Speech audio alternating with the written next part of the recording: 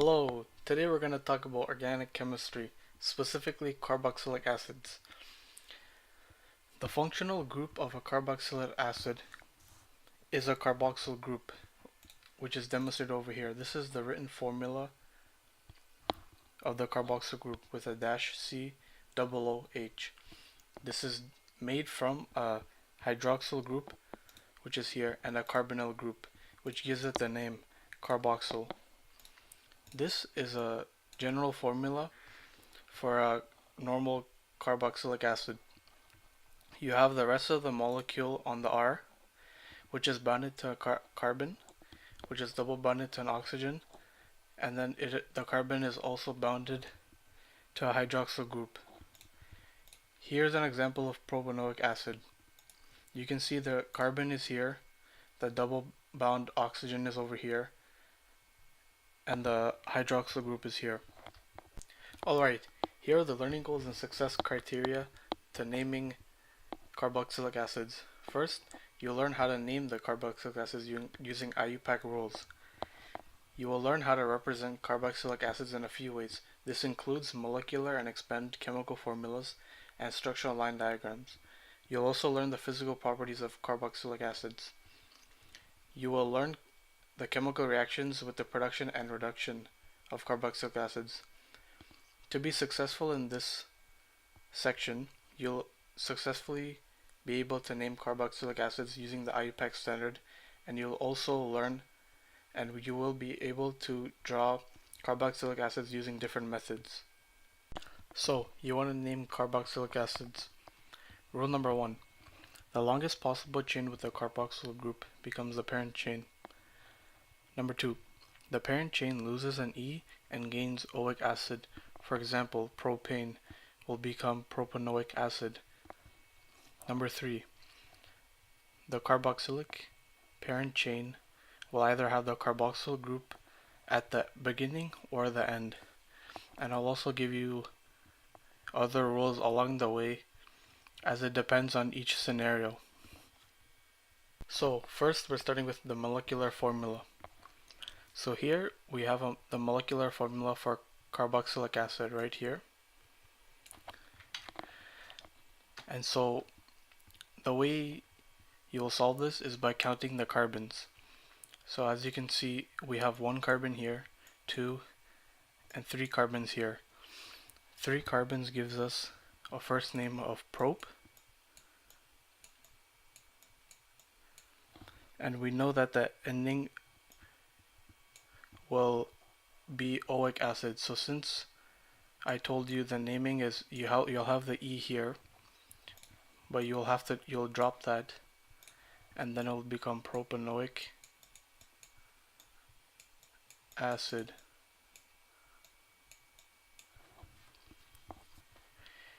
Here we have the name of the carboxylic acid, octanoic acid, and we have to write the molecular formula. So first we'll begin with the beginning of the formula, which will have CH3. Then we'll have a bracket set here, and then we'll have a number here, and then this will be the ending, COOH. This is the carboxyl group. We know that carbon can only sustain 4 bonds, so this will have to be CH2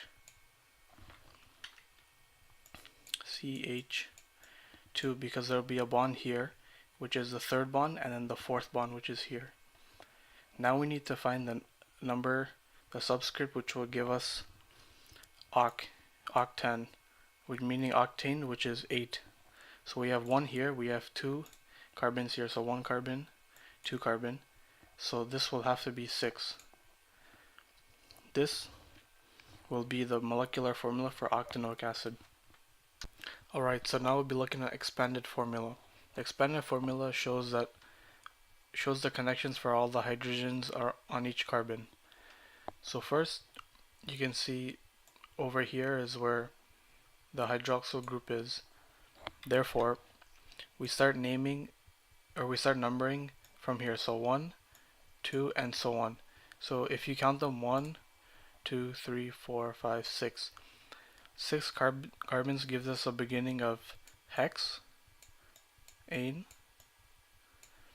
and we drop the E, therefore it becomes hexanoic acid.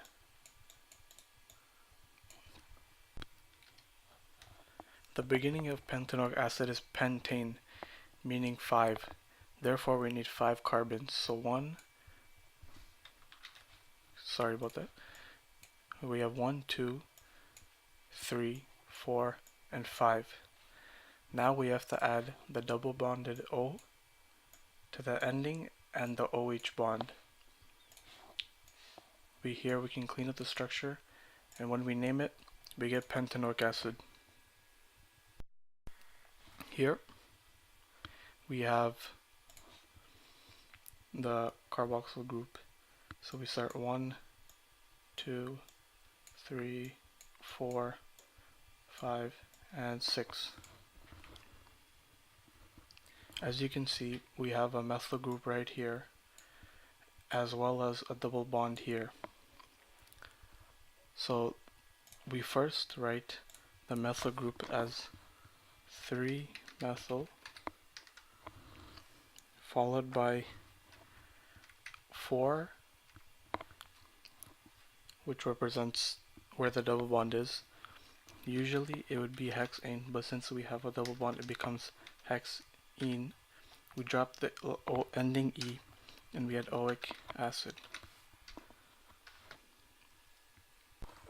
Alright, so we have to draw 4-ethyl 3-octanoic acid. So we start with octanoic acid. It comes from octane, which is 8.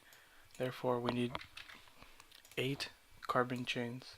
So 1, 2, 3, 1, 2, 3, 4, 5, 6, 7, 8. 1, 2, 3, 4, 5, 6, 7, 8.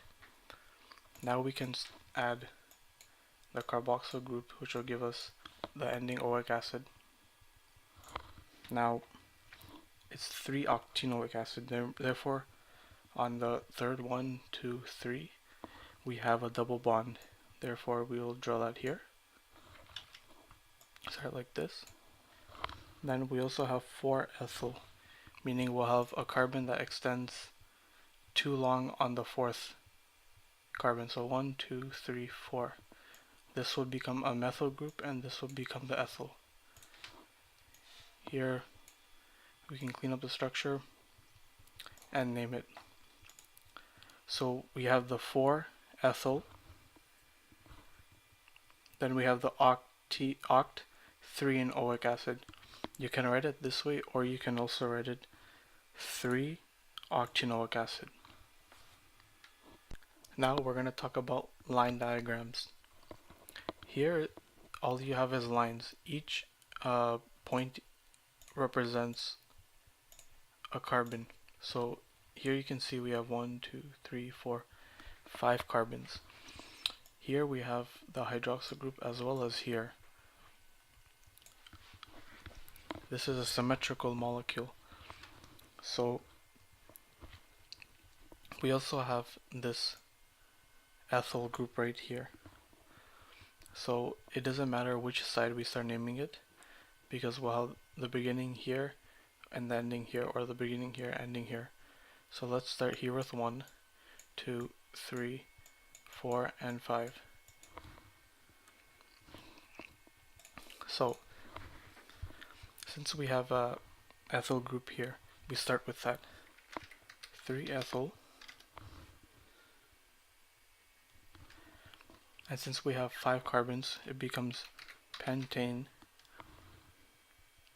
This time we don't drop the E, because when you have 2 carboxyl groups like we do here, this back end and the front, we have a prefix of di, and then we add the oic acid, giving us a name of 3-ethyl pentane dioic acid.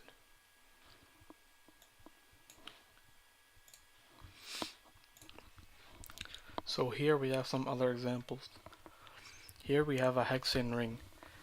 As you can see, we have the carboxyl group here. And remember, you want this to have the lowest number, so we can start with 1 here, and we can go around counterclockwise or clockwise. It doesn't matter because all we have in this molecule is the carboxyl group. So here we can go 2, 3, 4, 5, and 6. So since we have a hexane ring, you start off with cyclo, and since there are 6 carbons, it's hexane. Now, what you have to remember is you don't drop the E and add oic acid, you add carboxylic acid. Carboxylic acid. And that's how you would name a molecule with a hexane ring and a carboxyl group on one piece of it. Here we have a benzene ring. So as you can see, we have our carboxyl group here. We also have a hydroxy group over here. So we want our carboxyl group to have the lowest number, so we'll start here, and then we'll go clockwise because we want hydroxy to have a low number as well.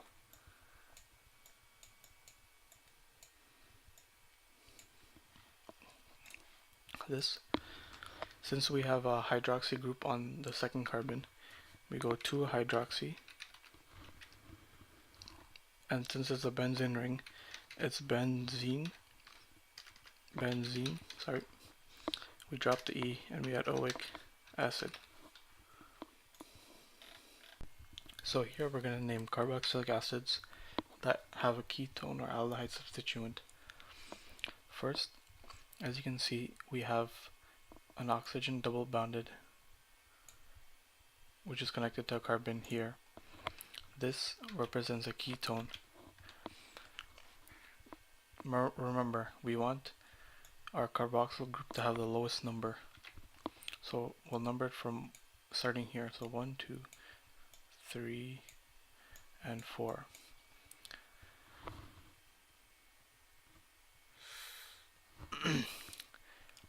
Five. So since we have a ketone here, since we have 5, it will be pentanoic acid. You have the prefix oxo, oxo before pentanoic acid. So you would name it 3 because it's coming off the third carbon. Oxo, which represents a ketone or aldehyde. Then the parent chain, which is pentane. We drop the O and we add oic acid. So we're going to talk about the physical properties of carboxylic acids. So as you can see, we have a double bonded oxygen here, as well as a hydroxyl group. This double bonded oxygen gives us a polar molecule because the oxygen will have a slightly negative charge. This means that we have a potential to hydrogen bond. One thing to note is that the hydrogen bonding will increase the melting and boiling point of the carboxylic acid.